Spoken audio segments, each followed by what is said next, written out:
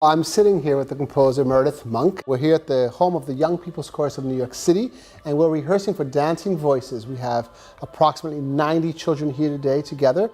We have children as young as 8 years old all the way up to 18, and we're singing an entire range of music she's composed over the past almost 50 years, and even more incredibly, a piece that she wrote just for us that we never actually performed fully, and we're going to be able to do the world premiere at the White Light Festival.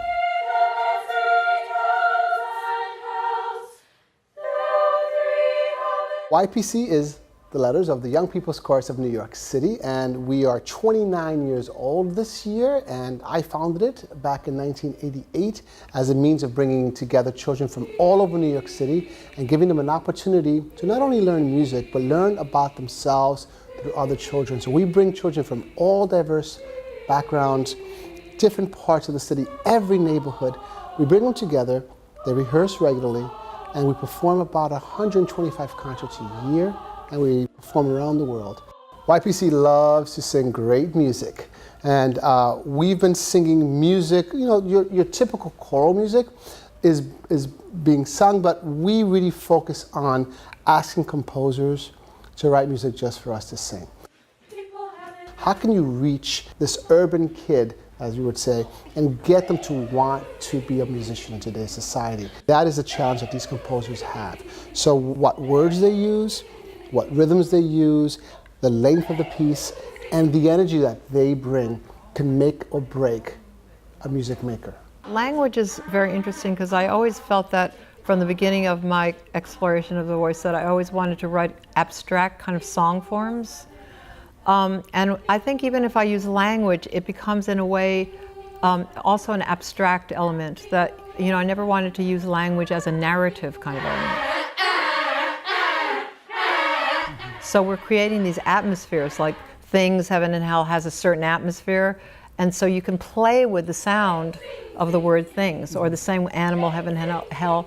That's a different atmosphere, and that's why I like to be playful with the language. And it gives it a rhythm that is just unique. It's so different and it's so new, but it's exactly what it sounds like. It's dancing voices. It's exploring all the realms of possibilities of what your voice can do. It's so unique. I mean, I can't think of another word. No. Interesting, unique, like, it's really incredible, and I cannot wait for people to see it. You want to do different things, you want to have different experiences, and that's what I think makes you love choral music, because it can get boring if you do the same thing over and over again. So YPC... You want the voices to dance. Exactly. I think it's amazing that the idea of transforming into another world through ascension and being guided by young people. Yeah. Being sung by these angels, really brings it to a very different place.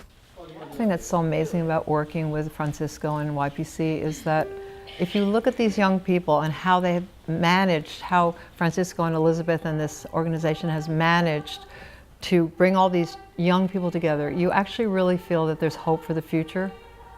It's so moving to see them working together. There's never a sense of competitiveness.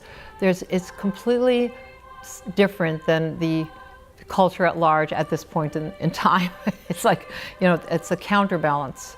So you really feel that when you're working with them, they're so open, they're so smart, they're so present, they're not bored in any level, there's no jadedness, they're just open and fresh and crisp and sharp. And you just feel like, you know, maybe we will have a future.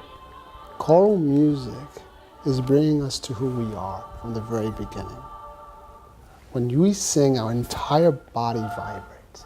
And when you sing with someone else, together. And make something bigger than either person or all people.